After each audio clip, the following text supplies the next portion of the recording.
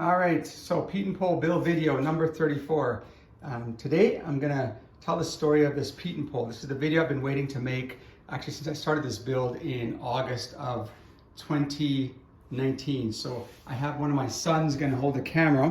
I usually don't like getting in front of the camera, kind of like show my ugly face on the channel, but it is what it is. You get it today. So today's the video I've been waiting to make since the time I actually started this build back in August 2019, as I just said. So here we're gonna go through the story of it, because I started this build and I took over the kit from, come on over and look, this is some of the paperwork, from a guy named Jim Weston.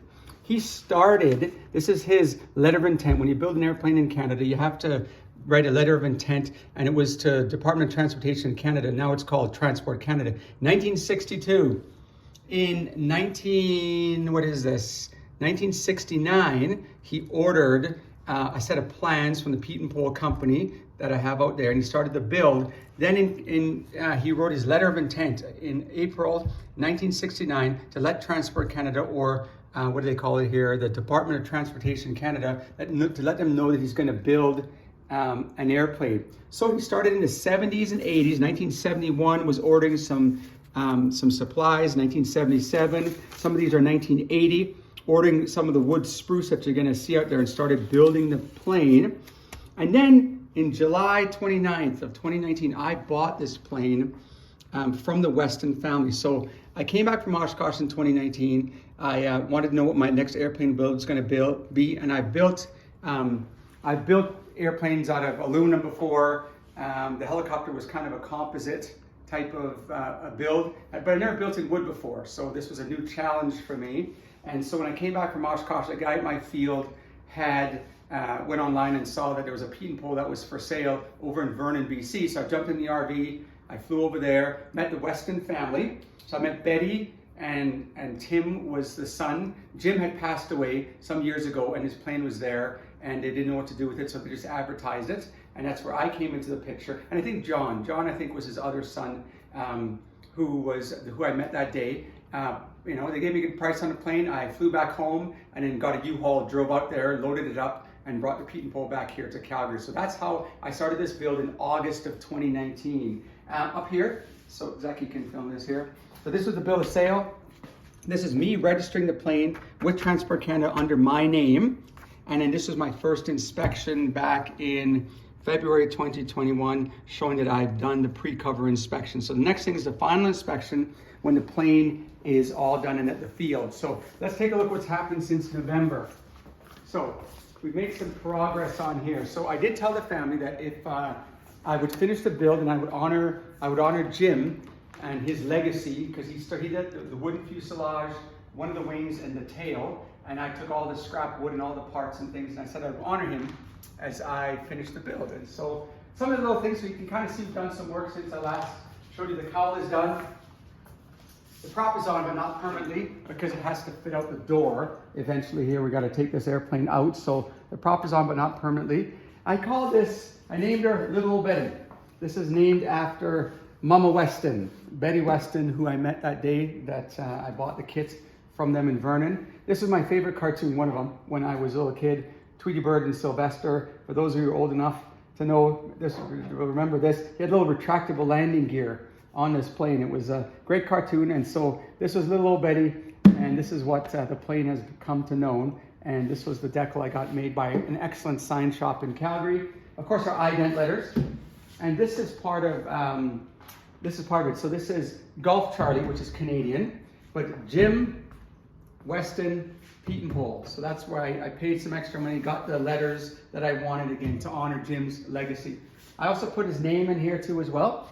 So pilot, you know, and my name is actually on this side. I'll show you when we get around to the plane. But the two of us, I to honor him, share the honor of this airplane with him. This stuff you've seen before. This is, of course, the flop thing. And up there, you've seen that stuff before. And at the back here, the last thing I want to sort of show you is, these are just some of the memorial things. So I've been an EAA member since I got my license in 2008.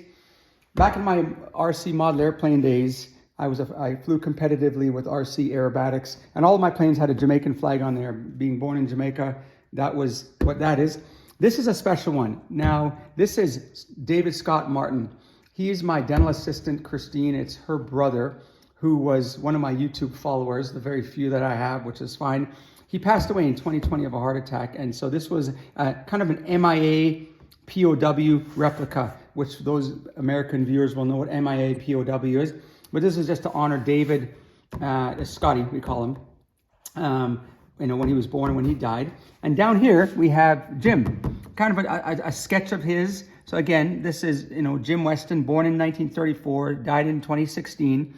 Again, I bought the kid in 2019. And then Tim was the son, born in 69 and died in 2020 as well. He helped actually my dad and myself move the airplane out of the basement in Vernon and move it into the U-Haul, and I brought it back here to Calgary. Tim was into music, so we added some musical notes there for Tim to honor him. And again, this is Jim, and just one of the sketches that he used to do. So that's on the tail of the plane. And around here, this is some of the wood, what's left over from the build these are just pieces and stuff that I got from the family when I bought the kit. And my name is over here. So Jim and myself will be the pilots of this thing. And Jim, I hope I meet you in heaven one day. Today we have the instrument panel, which is all done. So we have our master switch here, right? And of course, if we hit the starter button, the engine turns over, and we have our avionics switch. So you can see some of the gauges light up here. So we have all of that ready to go. This is our ignition switches, left and right. So we've gotten that all wired up. This is my area where I hold the radio. Very, very tight in here. And it took me a while to fabricate this thing, but this is where the radio is going to be. And so we have that we're able to talk to tower. So, and here's, my RV has the same Bible verse on the front cowl, and so I figured it was appropriate that my second airplane has the same sort of Bible verse there too as well. And again, little Betty, this hole here is my own design because I ain't that flexible. And for me to get in here, under here, to get all the wiring and everything, I have to do a maneuver like this. In order for me to wire this thing, I get in here like this, I get down here, and it can only fit one hand in my head through here, like this. So I can get under here, and I can get access to the voltage regulator, the fuse panel, all that stuff that you can't really see under there. But it's the only way, and I have a disc to cover that over there as well. So new wheels, new brakes have been gone on, some extra welding needed to be done. And I think that's about it. So there's the update for this. So we're planning hopefully in May to have this thing done.